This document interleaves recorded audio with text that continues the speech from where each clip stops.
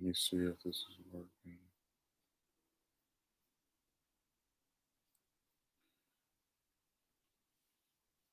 Yeah, you'll have to bear with me. For some reason, every time I do a stream, there's a person that likes to come in and make interruptions because apparently they can't tell that I'm streaming. It's as if when they hear you talk to someone else, they get this weird rush to try and do something with you or that concerns you.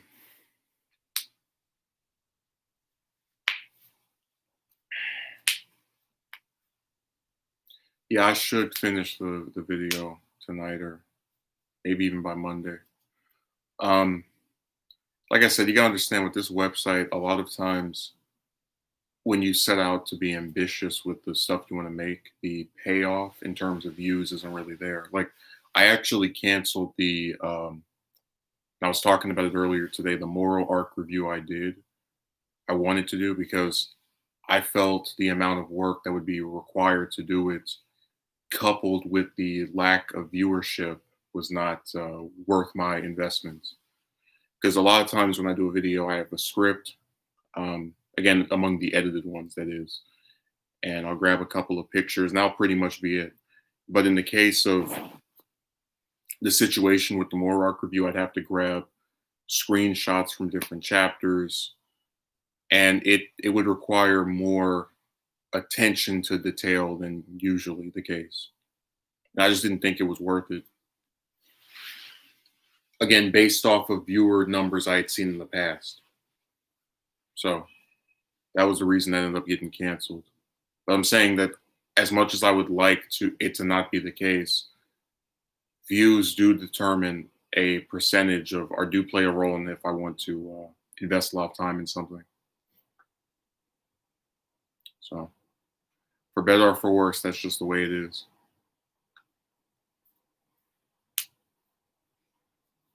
Waiting for some people to show up.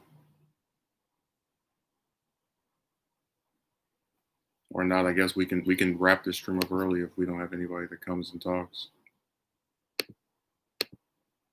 That's always one of the running gags of streaming where people are like, I love streams because I get to speak to you, and then you do one and they don't show up.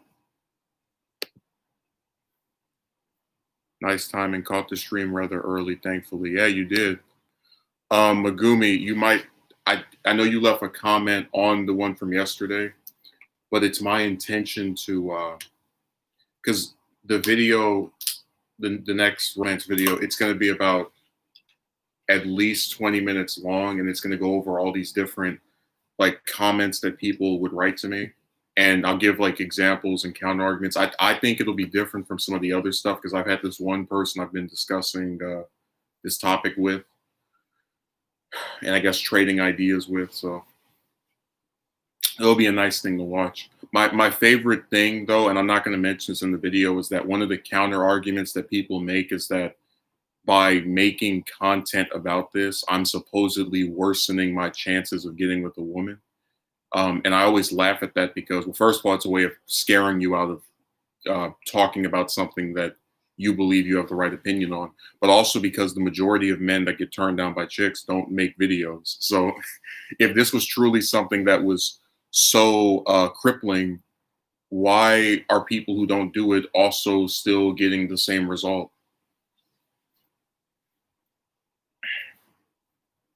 Yeah, I think you'll like it. It goes over a lot of different things. And it came to me because I had an experience over the last couple of days where I was talking to somebody and it went a certain way I wasn't expecting, and I couldn't have expected because they left out a key detail of something earlier, and I just got really irritated, and that's when I started writing stuff. So it has its roots in reality, which all of this stuff has, by the way. But I'm just saying that, if I hadn't have had the last if this past week hadn't have happened, I probably might not at least be talking about this particular thing. I feel there is definitely a need to. Hold on a second.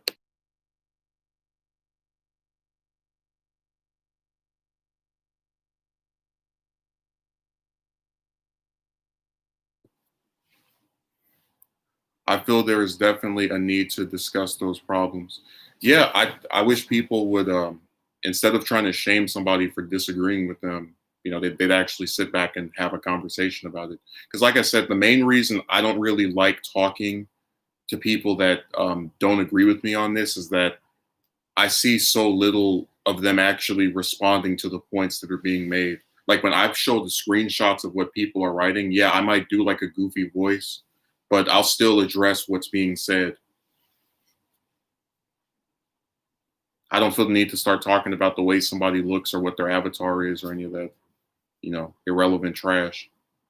Because again, what's the point of reading what somebody has to say if you're not actually going to respond to it?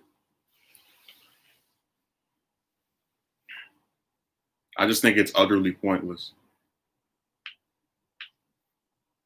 I remember there was this one guy that wrote a comment that was so long on one of the romance videos, I couldn't even screenshot it because it was like paragraph after paragraph. And I thought that since he wrote something that long, he wanted to have some, you know, um, very nuanced conversation about the matter. And I responded in kind, and he was like, I only read a little bit of that. All right, okay, well then goodbye. Like, how the hell are you going to type 5, 6, 7 paragraphs to somebody? They respond back in a similar length, and then you admit that you didn't read off what to say. Because see, a smart person would have, because again, I'm not with any of these people, have just responded to the parts that they had read. But he went out of his way to inform me he didn't read what I wrote. That's just like the people who comment on like an hour-long stream, like, I stopped watching at minute 7. Like, okay, well then goodbye. So I think a big part of me just doesn't understand people online. Because a lot of times they do things that I would never catch myself doing. The romance gurus weren't so gurus since they tend to bring up irrelevant things and not address the points being made, which again is a courtesy that even I give them as someone who doesn't agree with them. And like I said, so often when you discuss a topic like this, it seems like people just get upset because you don't agree with them. And like there are a lot of people who don't agree with me on this, but I don't go around harassing them. But if I do watch something they make and feel the need to write a comment, which is very, very rare, I would at least respond to the points being conveyed.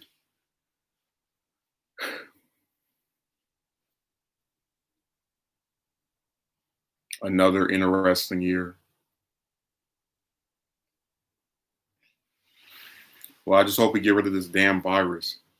Because it's been really tiring having to wear a mask every time you go somewhere.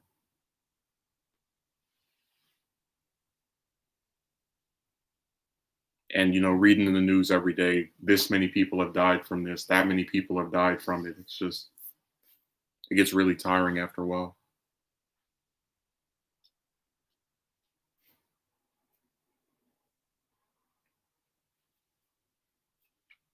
Yeah, the internet's such an interesting place because, like I said, I've used it to learn things, um, but I think a lot of people use it to like engage in just stuff that I think is really bizarre. Like, who watches somebody that they think is mediocre or awful?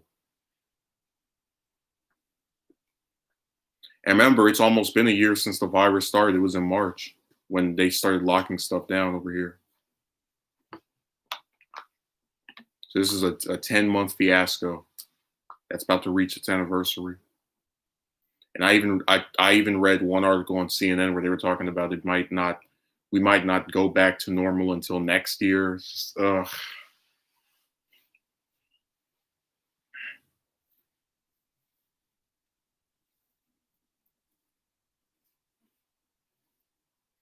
Oh, by the way, I was thinking of doing a video on this person, but I decided not to. There's a man on Twitter. I might have mentioned this before. I don't think I have. Correct me if I'm wrong. There's a guy on Twitter who dislikes the artist who draws the Dragon Ball Super manga so much that he has made an entire account dedicated to posting pictures of this man's like artwork and comparing it to other artwork that he accuses him of stealing from. So he dislikes Toyotaro so much that he operates an entire account that is about talking trash about Toyotaro and like being insulting to people that like him. And again, that's the kind of stuff I don't get. Like, if you think this artist is so awful, why would you create an entire account just to respond to this person?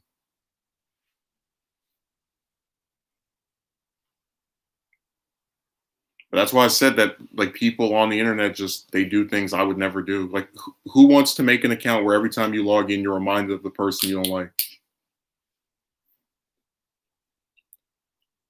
He sure has a lot of time on his hands to be doing all that. Really bizarre. And like, I'm not even a person who really thinks. I mean, I don't have a problem with Toyotaro. I don't think he's that bad or awful. I don't think he's great either. But it's like you dislike him, and you have devoted more of your existence to him than people that like him. And what ended up happening was he got a boost in popularity because one of the bigger people that likes Dragon Ball on Twitter retweeted where he was like complaining about a cloud. Like, he took a cloud from when Cell first shows up in the manga and he put like a little red circle around it. And then he took a picture of, I think, Moro and put a red circle around it. And he was like, can this man be more blatant? And just imagine how much of a nitpicky, deranged person you would have to be to where you're like reading the original Dragon Ball manga and you see a cloud behind one of the characters, and then you're like reading Super and you see a cloud, and you're like, those two things remind me of each other.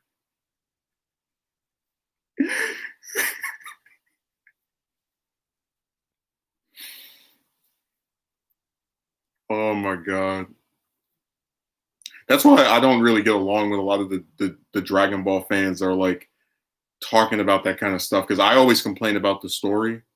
Um, I don't really see where anyone's anything to gain just whining about the way things look and whatnot. The only time I ever saw people trash the way something Dragon Ball related look and it actually made some sense was episode 5 of Super, which, I mean, that looked like something I could make in my MS Paint program. With internet, you can walk away, but these people can't seem to do that. I mean, it's one thing to talk trash about somebody online. It's another to make an entire account dedicated to them. So it's like they can't. Not only are they not walking away, they're like hugging the identity of this person that they claim to dislike so much.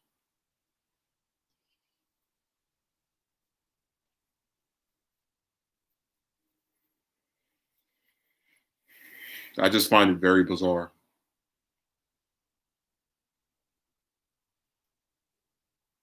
Well, that's a dedication to, and I agree it is dedication, but it's dedication to someone that this person claims to hate or dislike.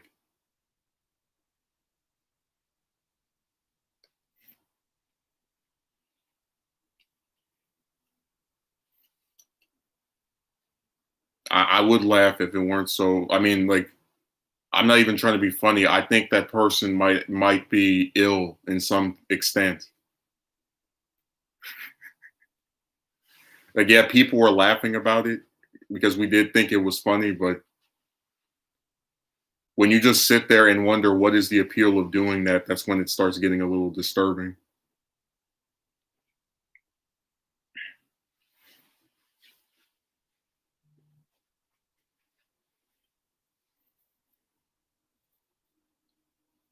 No, I've been to some of the forums with Dragon Ball, and they talk about stuff I just don't care about. Like, they're having discussions about what voice actors they prefer. They're talking about getting the original audio on Blu-ray. It doesn't matter to me. Like, I already said that I want to do a video on sub versus dub where there are people who actually like will insult you for liking the dub more than the sub, and I'm just like, I don't enjoy watching things in other languages. Like, I don't want to read something when I'm watching it. And the only reason I even let Super get away with that was because the manga was a piece of garbage. Like you know what I'm talking about, Megumi, right? Where the manga was different from the show, so you had to like engage with both of them.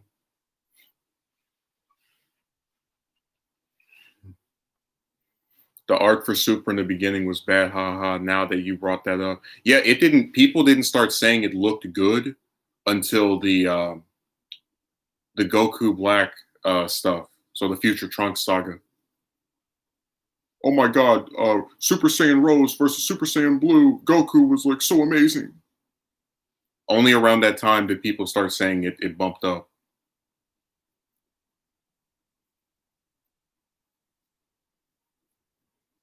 So I do understand where, and you know, the Resurrection F saga was like panned for looking awful and for being awful.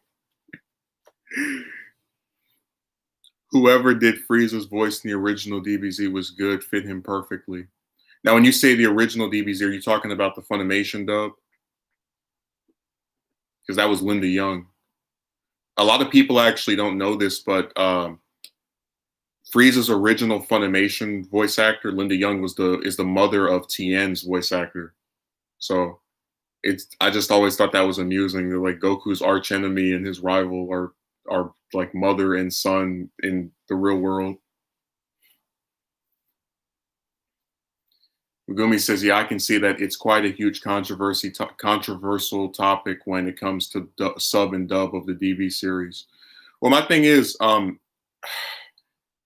don't really care if somebody wants to, you know, prefer the original version or I guess the sub, but they actually like what here's this goes back to this whole thing of you don't like something but then you engage with it. You can go on videos of people posting dub related Dragon Ball stuff, and not even just Dragon Ball, but other series as well. And you will have people say, "Oh my God, the dub voice actors are so awful." Like what the video says dubbed, and you don't like the dub, so you came to a dub video to complain about the dub. Like they warned you, they said this is the dubbed version of this scene, and then they still come anyway. Which again, it goes back to what I was saying of who watches something that they know they hate.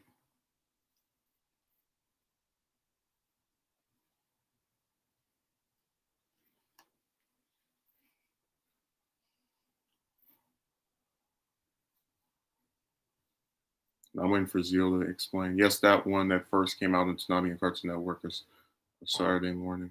Yeah, that was Young.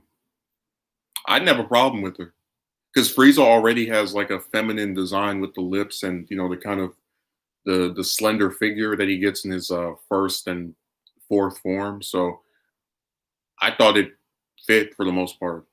Um, Really, I don't have a problem with any of the dub voices. It's just it's weird to me that people like what's a good way of saying it? I guess with me, I'm always irritated by the like crapping on the dub because the only alternative to it is Kai, which is a abridged version of a show that already like Dragon Ball altogether, the first series in Z are about what 500 episodes, which is still shorter than Naruto, One Piece, all those other series. So you took a show that really isn't that long in comparison with the other shows, and you made it even shorter. But then when you got to the Buu saga, you barely made it shorter, and then you have Super, which is like already would be longer than Kai if all of Kai is combined together. So like I don't understand the point of it. Oh yeah, Zeal. There were a whole when I was in grade school. One of my classmates asked me if that purple and white alien is a boy or girl, and I said that it was a he. There were a lot of people who thought Frieza was a woman, but again, my thing is it really the voice or is it the design? Because you don't really have male characters in Dragon Ball with lips that you know that often or at all.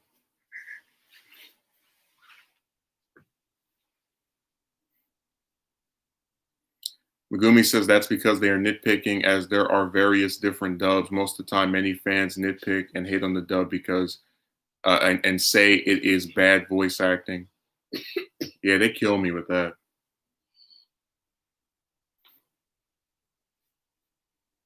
Well, like I said, if they have a problem with the dub, they can just go read the manga or watch it in Japanese.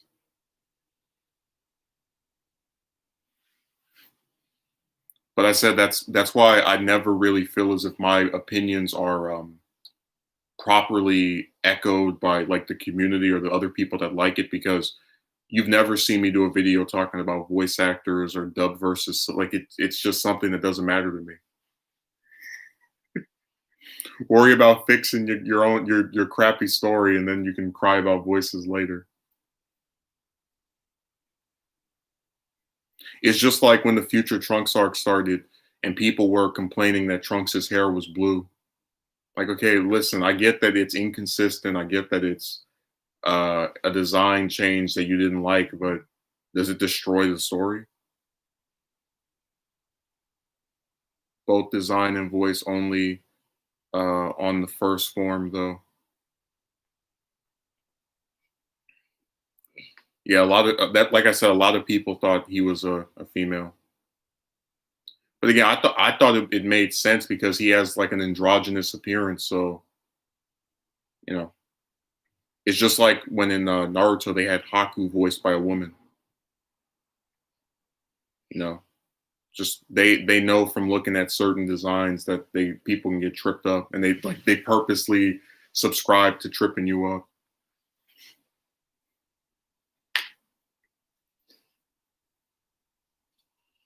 No, it's just really strange to me that people who say they don't like the dub talk more about the dub than people who like the dub.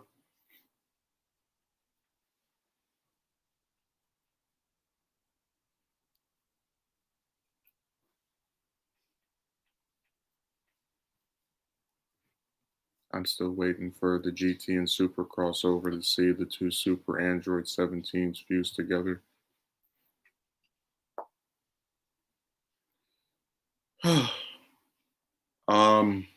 What was I gonna say? Yeah, 17 coming back was out of nowhere. That's why I said Super doesn't really feel like a show that had organic storytelling. They just kind of do one random thing after another. Like you have this character who disappears after the Cell Saga, with the exception of the Super 17 stuff and that little cameo in the Buu Saga. And then you bring him back, and like now he went from being weaker than first form Cell to being able to fight gods because he was training while he was beating up random poachers.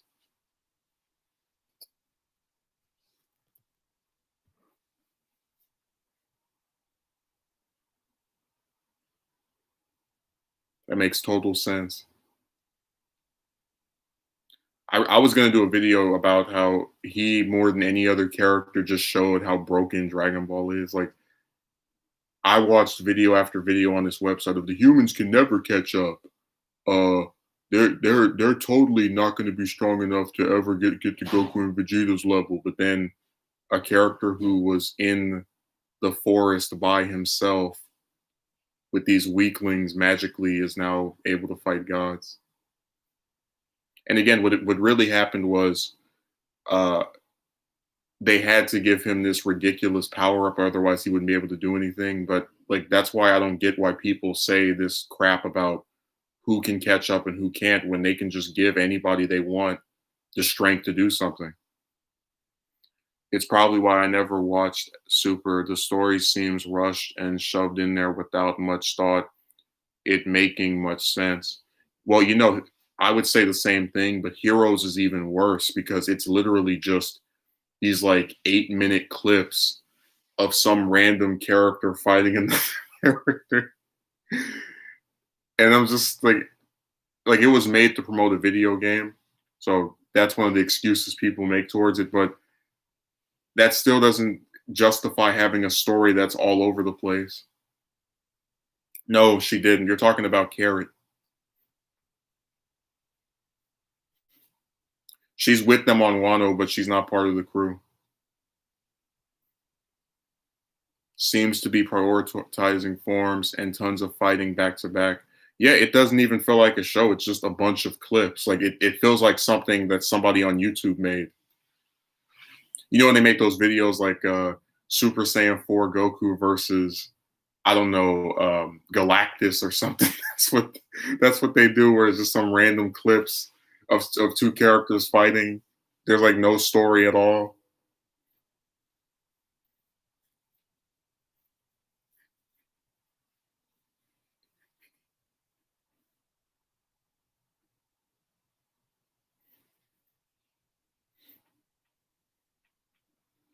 Yeah, it seemed really weird that in the Broly movie they have Goku embrace that name because he hated being called it by Raditz, and he never said that that was his name in anything up until then. Dragon Ball Heroes rushed fan service anime, and the animation is kind of stale.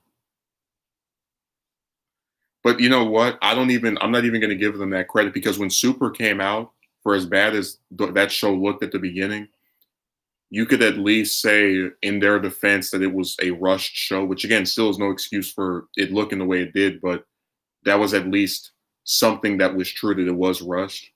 With Heroes, they literally have a month to do an episode that's less than half of an episode of Super, and this is what you get. So they have more time to do less, and it still looks that way.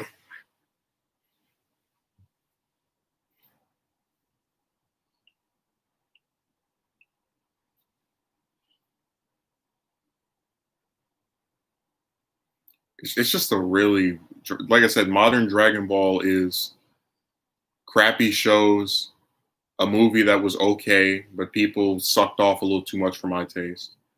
Uh, some decent video games that have a bunch of DLC because they can't just make a damn sequel, and a manga that comes out once a month that irritates people with each release. That's the state of this franchise.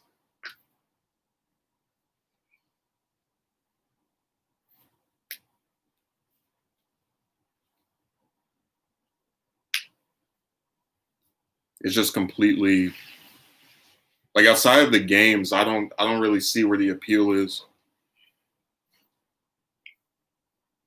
Oh, you know, people were losing their minds when they found out the last two characters were from GT for fighters,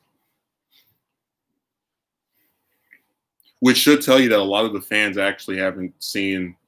But that's another thing. They're the only fans I've seen of anything that haven't seen all of their own stuff. Like it's just normal for Dragon Ball fans to have missed a series. Like, oh yeah, I haven't seen the original. I didn't see GT. I only saw this film. All the Naruto fans have seen part one and part two. All the One Piece fans have at least read the manga. Just it's crazy.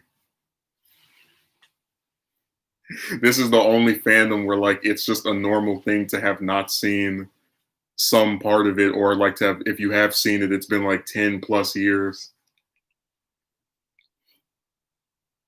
Because you know something is always good when you only watch it one time and then never again.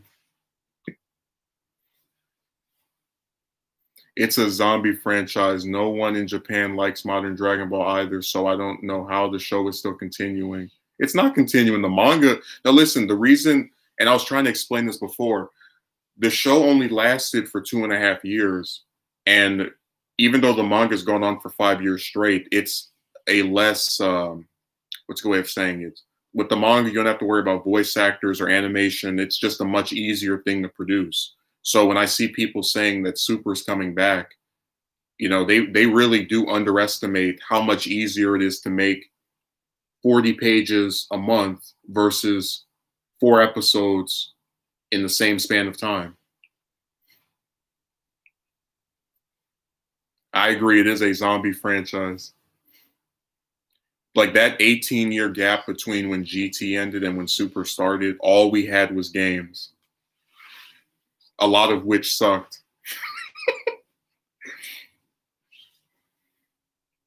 It was a deceased franchise that was like mostly just something that you know came out with different merchandise, and then all of a sudden they bring out this movie.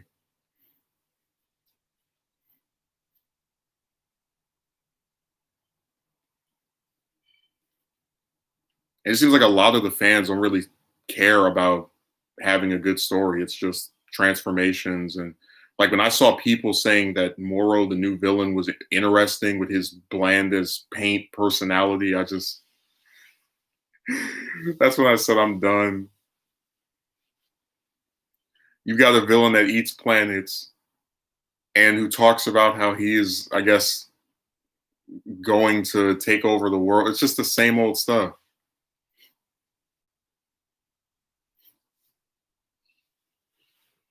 No, this is a lifeless franchise with a bunch of uninspired ideas.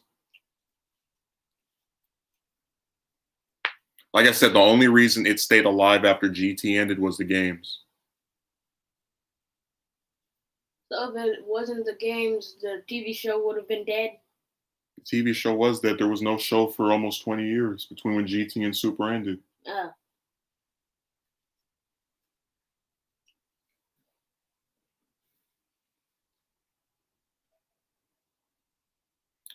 That's what I thought. So I thought too. There seems to be a lack of people who are actually interested in the story of the series and just like the fights.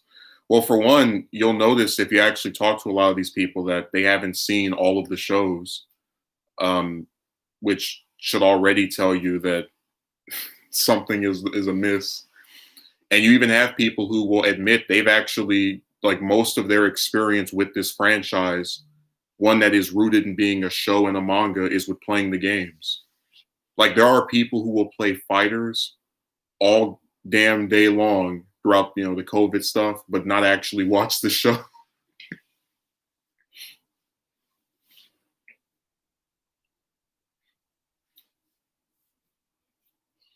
In a way, Dragon Ball is kind of in the same space as Marvel and DC, where very few people actually read the source material of the comics, but then they go out and watch the films and whatnot.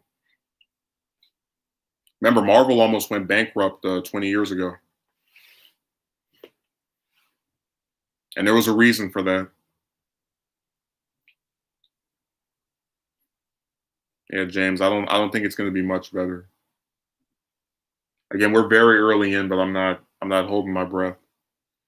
Yeah, these people are missing out on the original Dragon Ball was pretty good. In Naruto. Oh, is Naruto in the same state as well? Boruto looks awful. Oh no, what I thought was really crazy is that I was a fan of part one of Naruto, and then part two kind of just I just didn't think it was as good as the first part. It was, like all right to me overall. And then with Boruto, every time I hear somebody talk about it, they say it sucks. I've heard the manga's better than the show, but that it's still just, you know, like it's hard to do a show after you had the protagonist save the world and really expect people to care. And the thing that I think a lot of these shows don't seem to be able to pick up on is that you can't keep having these cosmic level threats, like these global threats that could destroy the world over and over again without it getting a little stale.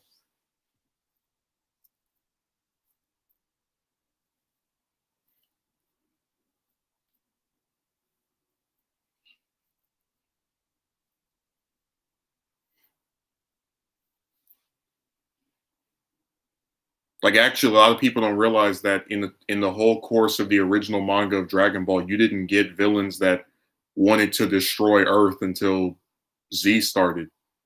Both Piccolo and Piccolo Jr. wanted to take over the world. Then the Saiyans wanted to blow it up. Then Frieza wanted to, blow it up when he came back to Earth after, getting defeated on Namek. And then Cell wanted to blow it up. And then Boo blew it up. It just kept going and going and going. But again, when it started with the Saiyan saga, it was actually a new thing. And it didn't really get repeated until Cell because things were on Namek. Wait, in Boruto in the beginning, didn't they show us the ending of the story? Yeah, the first chapter of the manga began with Boruto and some other, I think Kawaki or whatever his name is, fighting each other. And then it segues into some ongoing, never-ending retelling of the movie, which is why I stopped reading it, because I saw the movie. Why would I want to read this thing again? That was actually a running gag that both the manga for Super and Boruto, they started in 2015, and they both began with retellings of films, like something you already saw. Let's tell you it again. Except to the credit of the Super manga, that only lasted for about 4 months, whereas in the case of Boruto, it was like 8 or 9. So for 8 or 9 months, people were reading a movie they already saw. I just think that's so stupid. Like the people who are going to read your book are already fans of this franchise. Why the hell do they need to see the same thing we're told to them month after month? That's why a lot of people, even the ones that like Super, admit they skip the retellings. I've never seen a series before where people actively admit they skipped the first 30 episodes of it. Just like whatever. It's the same kind of motive that they want their antagonists to have. Of course, that idea will become stale over time when it's been reused so many times. Yeah. Just like with the Spirit Bomb and the Buu saga, that move was used twice and failed both times to take out an antagonist, and then they bring it back after teasing us with Gotenks and Gohan and all these other people that didn't end up actually beating the villain.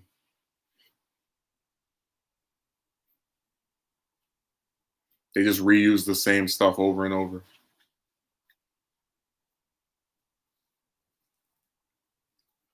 No, Boruto's another zombie. Well, I guess I should say Naruto's a zombie franchise at this point. I've heard more people talk about the game or the games that come out than the actual story. And that should tell you something. Just like the only time I see people talk about the manga of Super is when a new chapter comes out. Between the 20th of every month, I'm hearing about Fighters. I'm hearing about not really Kakarot that much, but Exuniverse. It's like no one cares about the actual story that is ongoing in the manga. They're like, whatever. Some goat wants to take over the planet. Yawn.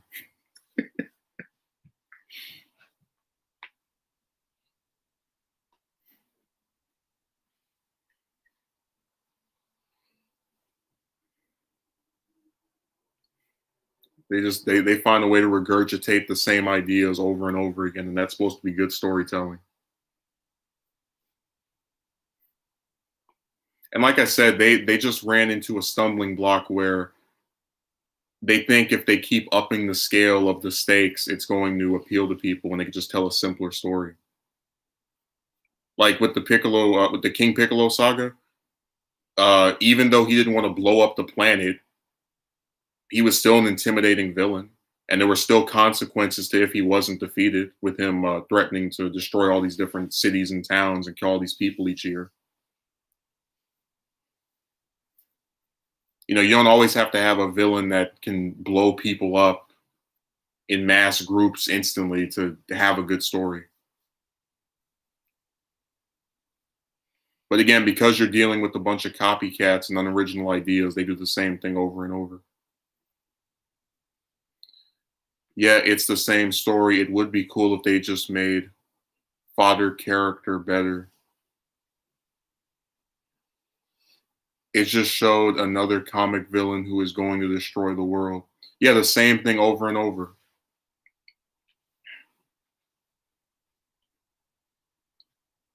Again, they've literally turned every single villain into some omnicidal maniac that wants a bunch of people to die just for the hell of it.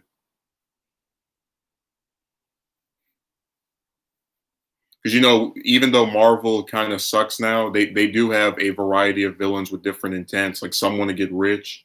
You know, you had Kingpin trying to become the crime lord of New York. I mean, you know, just some types of motivations that aren't, I'm going to kill all these random people and that's going to make me feel good. Namekian Dragon Balls destroyed any real consequence in Dragon Ball. Well, I don't know if I would say that, especially during the Cell Saga, because when you think about it, a big part of that arc's consequence was not having the Earth Dragon Balls after Piccolo and Kami fused. And because Cell learned instant transmission during the fight with Goku, or rather with Gohan, he could have just teleported to Namek and destroyed that planet and gotten rid of those Dragon Balls as well. So, I don't know if I would necessarily agree with that. Like, as long as the heroes can't get to those Dragon Balls, I don't see where them being a thing inherently means the story has no consequence. Because remember, when they were fighting Cell, none of them could have gone to Namek without like left the battlefield to go and resurrect Goku while he was still around. So I think your comment would probably be, I'd say around the Buu sagas when that became a problem because Goku was, he wasn't out of commission, so he could just keep teleporting everywhere.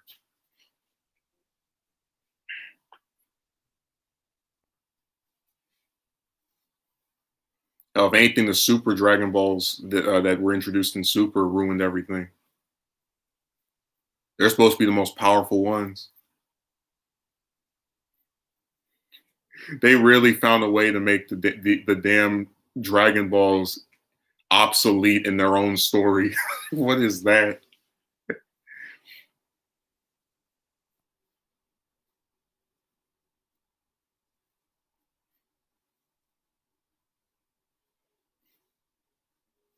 No, I understand the sentiment of having a second pair, like a spare pair of balls, is always going to make it to where they can just escape any consequence. But I'm saying that in the case of the Cell Saga, because Goku was out of commission for most of the time, it's a lot less what do you call it? What's the way of saying it? I don't think it's the same thing as with latter parts of the story where he's around, he can just teleport anywhere and get them. Like in DBZ, I think Tien and Piccolo should be way stronger, but now they are side characters. Yeah. Like I said, I don't know why they don't just have a story where all the other characters aren't Goku and Vegeta just start getting trained by Beerus and Whis. Hell, give one of them Ultra Instinct.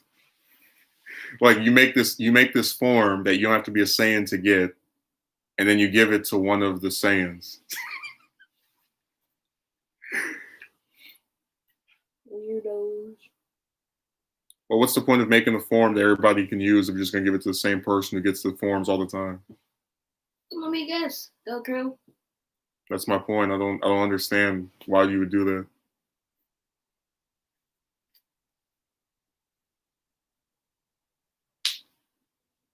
I remember people used to say that GT stood for Goku time. And I remember that with Super, people would always try to say that it wasn't just focused on him because of Vegeta, but it's like every sequel to Z that we get just focuses on him so much to where I don't even care. Like, if every sequel that these people make is just going to be centered around this same character that we've already seen before, it's not interesting to me. Goku was brought back because Japanese fans wanted him back, and that ruined the story. Japanese fans nowadays prefer old Dragon Ball over Z, so Goku was brought back for nothing. It's the Goku and Vegeta show. Well, Megumi, a lot of people would say that GT was the Goku show. So, like every time they do a sequel to Z, they just take this one character and stick him in my face so much that I'm sick of him by the time the story's over.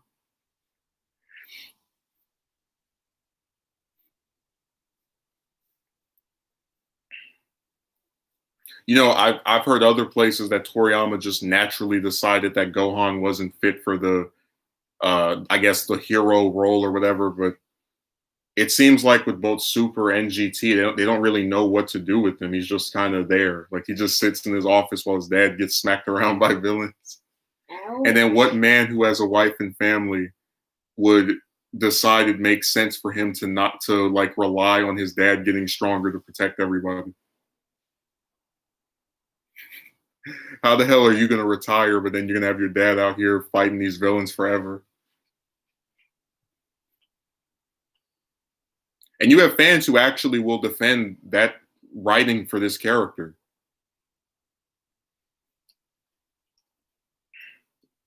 Well, they could always bring back Baby and Super, but I'm not holding my breath. I don't know why they didn't just make 4. Like I prefer that so much over God and the rest of those. There's a reason why people who don't even like GT like that form. I think Japan even likes Dr. Slump more than Dragon Ball nowadays.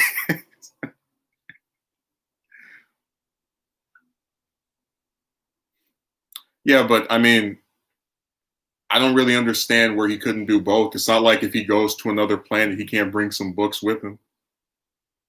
And if he's apparently out of school, again, I don't really see where.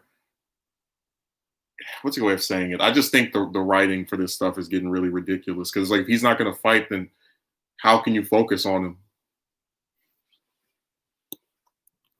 And I don't really see a logical explanation for him as a character to decide it makes sense for my father to keep fighting every single villain while I just sit in my office and I guess drink some tea.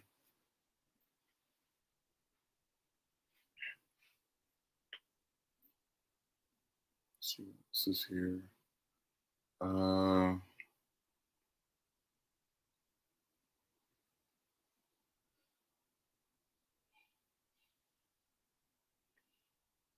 I mean, I don't know why I would talk about a show I've never seen before, but okay. Gohan has to look after his idiot dad. Seal says Chi-Chi brainwashed him. How the hell are you going to save the planet being a high school teacher?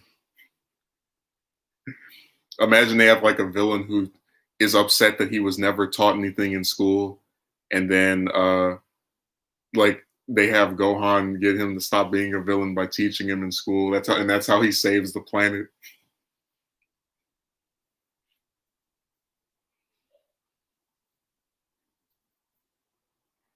But you know they would never do that because every villain has to be defeated in a fist fight. They can never do something different.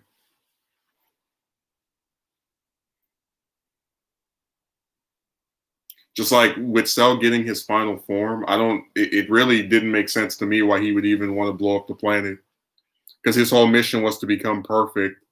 And instead of having maybe like a character arc where he's trying to figure out what his purpose is, you just make him evil so he can be killed off in a satisfying manner.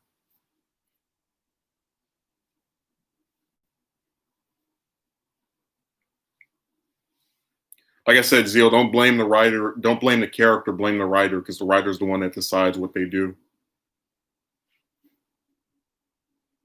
But I was just saying that after the Buu saga, it seems like everything that's set after that doesn't really know what to do with Gohan. Like they just, if he fights at all, he gets destroyed. And, that's pretty much it. He just is around.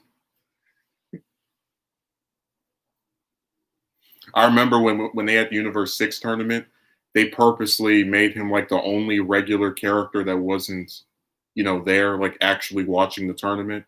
And I thought that meant they were going to, I don't know, have him, what's a way of saying it, get some kind of spotlight during the next arc, which was the Future Trunks one. And all he did in that whole arc was talk to Trunks once, eat some ice cream, then find out that his dad was getting destroyed in another dimension, and then wave goodbye to Trunks.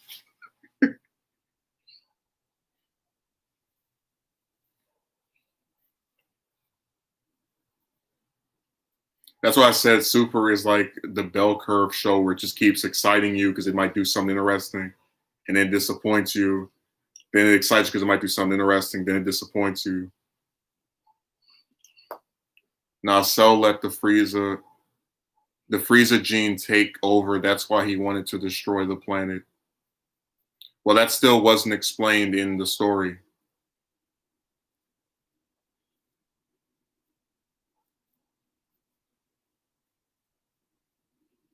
And then Megumi is laughing at something. I don't know what it is.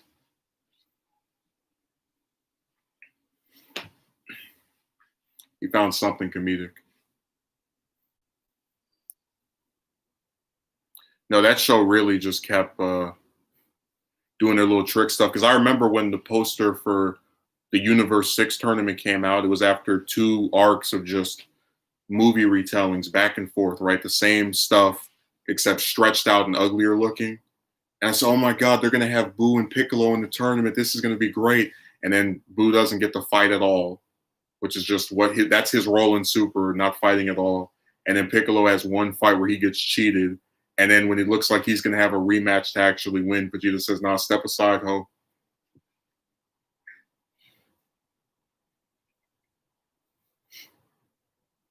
Yeah, but I'm saying, Ruben, that the story doesn't explain why that's like it doesn't tell us how he arrived at that conclusion because before he absorbed 18 when he was in his imperfect forms, he didn't say anything about blowing up Earth.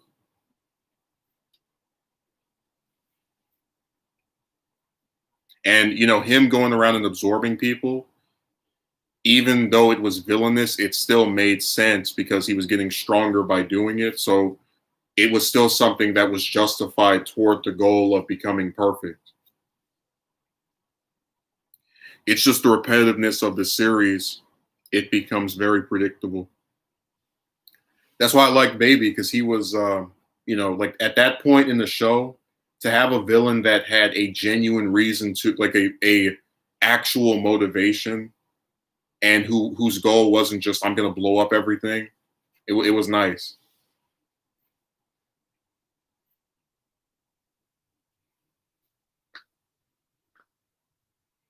I'm really glad they're putting him in fighters.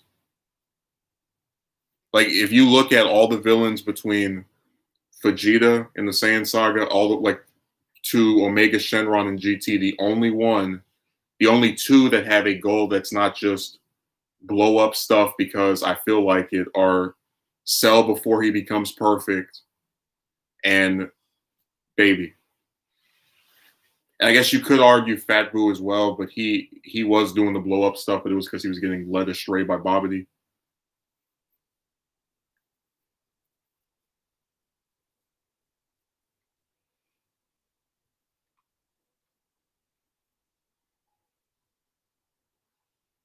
But yeah, I agree. The repetitiveness of the series. What about the movie villains? Man, that's a whole. I'd have to like sit back and remember which film. I'm not as what's a good way of saying it? In tune with the film's numbers, like to list them in order. Like I know Janemba's the movie 12 villain, uh, and he has no motivation. He's just evil to be evil. He's the like actual demon. Hirudegarn has no character. He's just running around, just I'd have to actually think about each separate villain and just it seems like a lot of those still don't have a motivation. It's psychology one-on-one on repeat. If die, if die, you're going down with me. What's yours is mine. LOL, I deserve this because etc. Well, I was talking about the ones in Z and in GT. I just couldn't list all of them in order as easily as I could with the ones from Z. But too many fans just dump on GT and criticize it to extreme levels. Like I said, my biggest problems with that show are not focusing that much on characters that aren't Goku or Pan, um, and the villains that were in between and came after Baby. I didn't really think were that interesting. But again, it's I don't really see it as being any worse than Super. It's got an arc I really like, just like how Super has an arc I really like.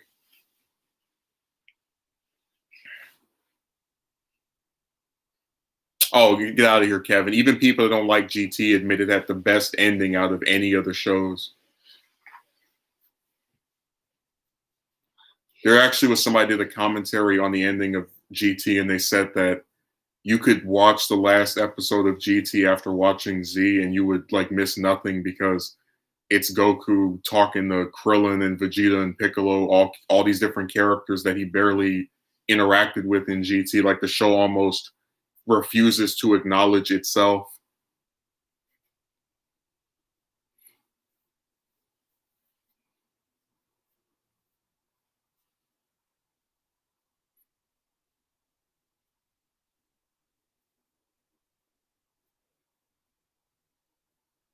Did you guys like the step into the Grand Tour one? Yeah.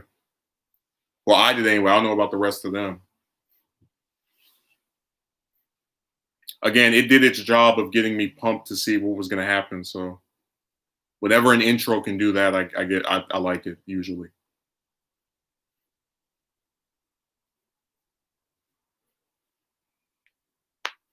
Hey, remember how in America they skipped over the whole Black Star saga, and because they thought, I guess, people wouldn't find it as interesting, and they made like their own episode to explain how everything had gotten to that point. And then after they finished airing the last 40 some episodes of the show, then they finally put them on TV. It's like you have the shortest show in the whole series or the whole franchise, and you skip over a quarter of it.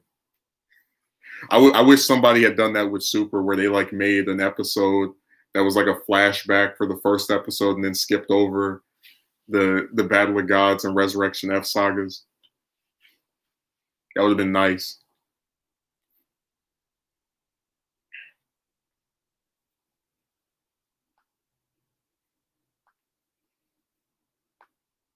Like I said, a lot of the things that I have a problem with in GT, I could say the same about Super.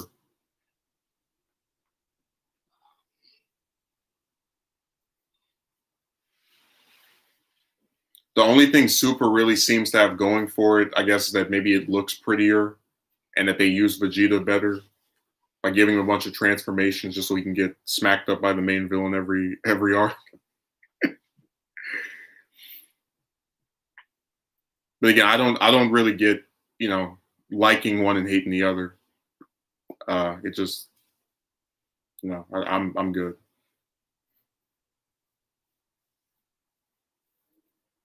Because I criticize the Buu saga for starting a lot of the problems that I have with later parts of the series or franchise. Super is so awful that it makes GT look like a great show. I wouldn't say that. Well, not for me anyway. I still feel the same way about GT that I felt about it before Super came out. Like I never do retroactive appreciation where something I didn't like before is now magically more likable. I guess the only thing Super did for GT for me is that it really made Super Saiyan 4 stand out, because in Super they introduce a new form every arc, and they get thrown away pretty much as quickly as they show up, with the exception of Blue. And that's why I said when 4 shows up, it's there to stay. It's actually made into being a thing that is not outclassed by some new form right after it comes about. It still has a role to play with fighting each villain, is what I really like. It's kind of ironic too, because in GT, 4 doesn't come around until like halfway through the show.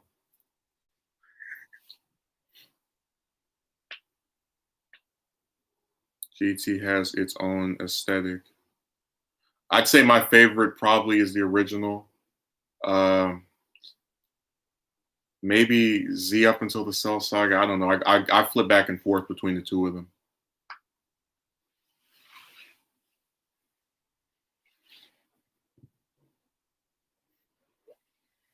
That was the thing I thought was really funny, that like both the original Naruto and the original Dragon Ball have really good pacing in terms of like very little filler.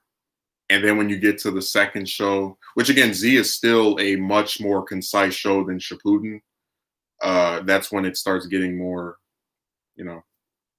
what's a good way of saying it, less compact with its filler and just stretched out beyond belief.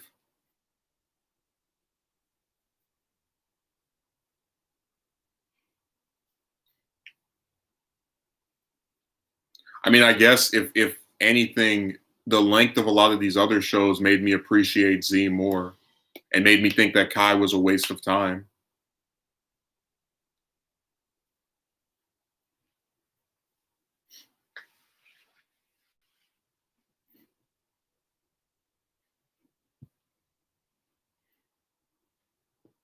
Let's see what else was I gonna say. I was really surprised they picked the characters that they did for those last 2 spots. I wasn't expecting Gogeta for fighters. because apparently it was already confirmed we weren't going to get Super Saiyan 4 Goku, so I thought they were just going to, you know, either give us Vegeta or some other character from Super. That really shocked me. Z is much more superior than Kai. Yeah, I think when they start doing their little, and by the way, Kai actually doesn't cut out all the filler. Like Megumi, do you remember the scene in the Cell Saga where Krillin like fights first form Cell, like he rams him into some car or some flying vehicle or whatever? Do you remember that? That's filler, and they kept that in Kai.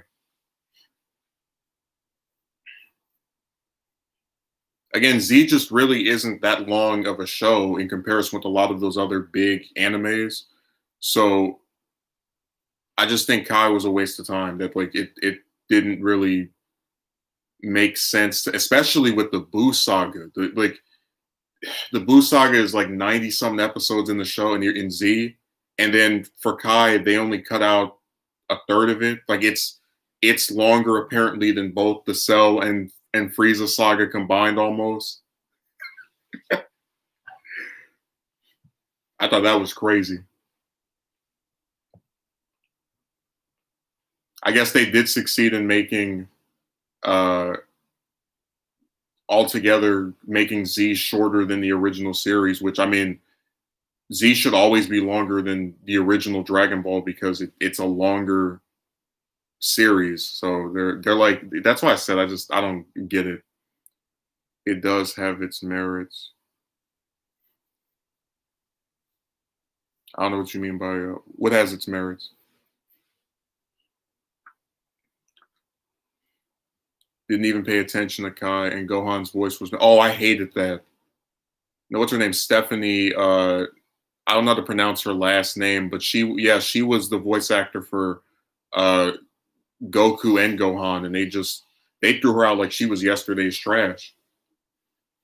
Ironically enough, you could argue that she was the star of the Funimation dub for Dragon Ball because the only time you don't hear her voice throughout all three shows before Super came out and Kai was in the Boo saga.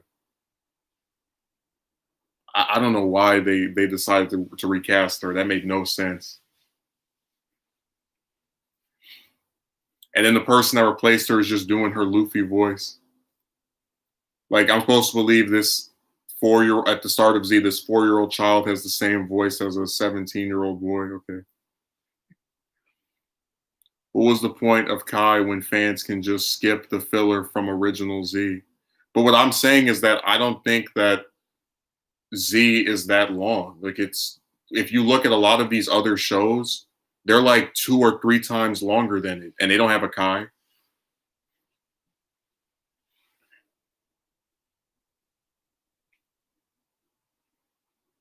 Z has its merits more than Kai. A lot of fans I've seen just say Z is old and that's why it's bad.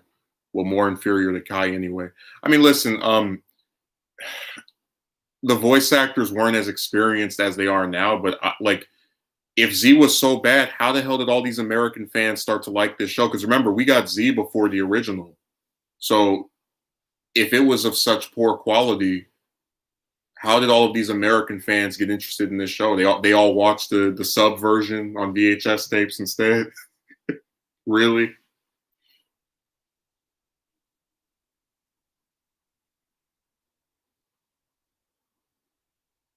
So I said a lot of people they just say things, don't even care. It's like, yeah, the English dub was awful. That's why all these people like Dragon Ball that saw that first.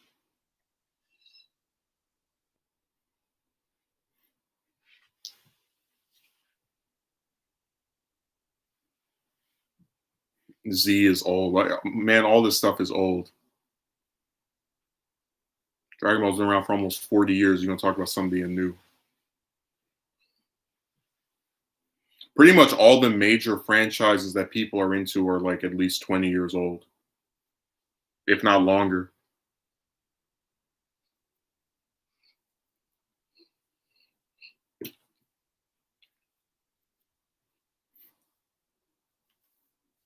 Let's see what else is here. Sailor Moon Crystal was that franchise's own Kai, and it was even worse than Kai. I've never seen Sailor Moon. so I can't speak on it. Original DBZ raised the otaku boom in the US in the first place. Yeah, the thing that caused all these people to be into this franchise and play all these damn games, they're like now saying was so awful. Yeah, that's why it was like a stupid comment to make on their part. The only thing about the original Funimation dub of Z that was a problem to me was the releases on to home video. Like I remember when Funimation put out the Orange Bricks, which are like the season 1 to 9 of Z, and then the picture quality is like this zoomed in thing with the black line.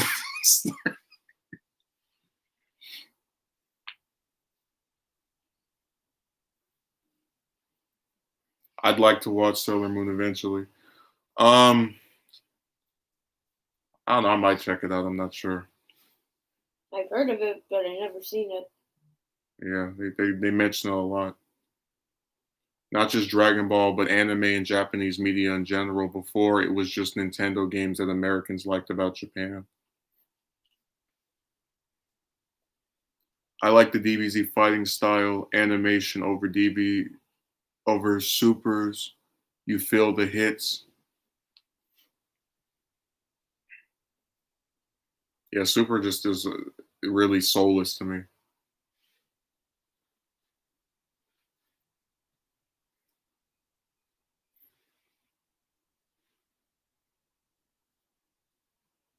No, a lot of those early English dubs of these different shows really helped make stuff from Japan more popular in America. I just find it really disturbing that a franchise that started with a manga and a show is like more talked about now for games. Like people online, they're talking about Dokkan Battle and Fighters and Xenoverse 2 and to an extent that Kakarot game. They're not actually saying that they like the story or anything relating to, you know, what actually created this franchise in the first place. It's really sad to me.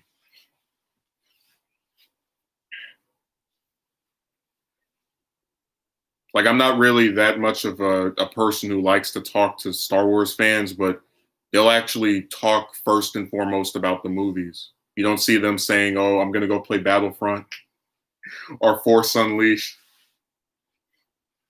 This is the only like major franchise I've seen where the only thing that's talked about are the games.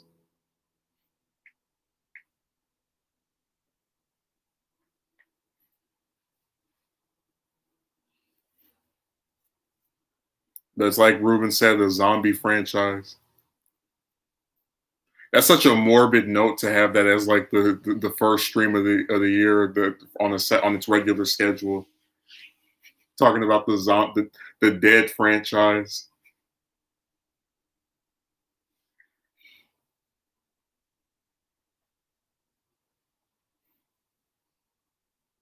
I'm trying to have another series that's like this.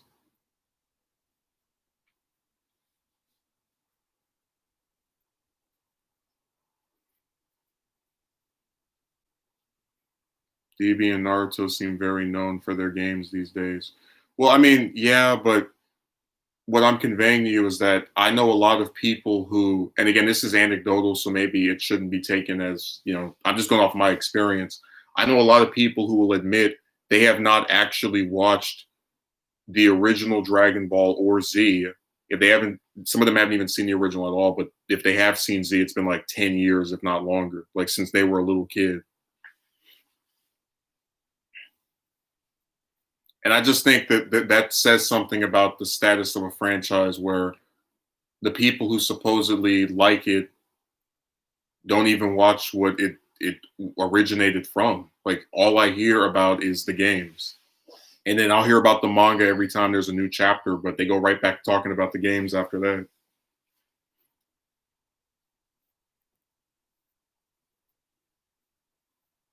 It's the same thing with Marvel and DC, where like I barely hear anybody talk about the actual comics. It's just a bunch of movies, which is really sad because I think the Amazing Spider-Man, like the initial run with Lee and then with Ditko and then Ramita Jr. or Senior rather. I thought it was great. It's just sad that like it has been acknowledged by being adapted into different stuff, but you know, it's one of those things where if you actually experience it, like read it, it's a lot more. It's a way of saying it's intricate than a film can do. Like a lot of those comics are really good in my opinion, and it's a shame that more people don't actually discuss them. Naruto, I mean Boruto Ultimate Storm on PS5 would be awesome. I hope.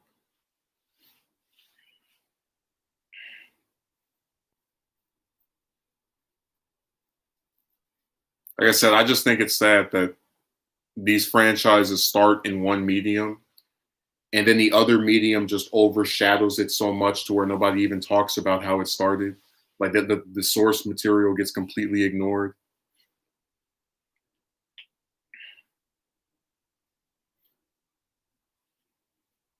Like with the Last Airbender, the show, I always hear people talk about the show itself. They're not talking about the comics, which I thought were okay, but like it's not overshadowed by something that's not the source.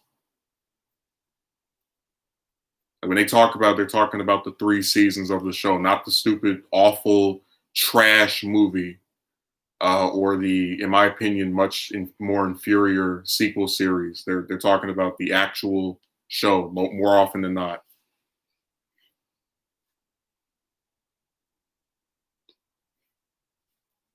With Dragon Ball, every time I see someone talking about it, it's always the games, or you know, some news on if Super is coming back. Because that's another thing on this website. I'm so sick and tired of Super's coming back, Super's coming back, Super's coming back. First, it was July of 2019. It was going to come back. Then it was October. Then it was January of last year. Then it was all April of last year. I mean, they just kept spamming that lie everywhere online. Every couple of months, you kept hearing about, oh my God, this person said this. It's like, shut up. Naruto is all about Boruto now. Yeah, it's Boruto and the games.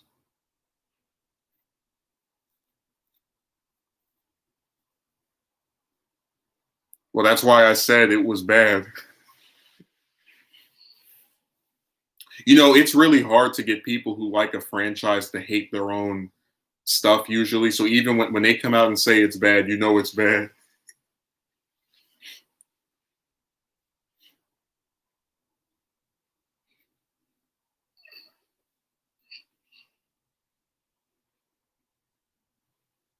No, it was so awful. Dragon Ball's biggest audience is in Latin America. Dragon Ball merchandise was scattered everywhere in Mexico during the last time I went there. It turned to Dragon Ball fast. The whole stream was basically about Dragon Ball. It was? Yeah. Yeah. Yeah, well, they need to do some more. They need to go over there and ask some people if they want to write for them. Because if actual fans write it instead of people that, just do it for a paycheck, they might get something interesting. But look, I'm gonna get off of here. I've gone on long enough. I'll stream again on probably Monday, maybe around the same time, probably around the same time. So thanks for showing up. I appreciate it.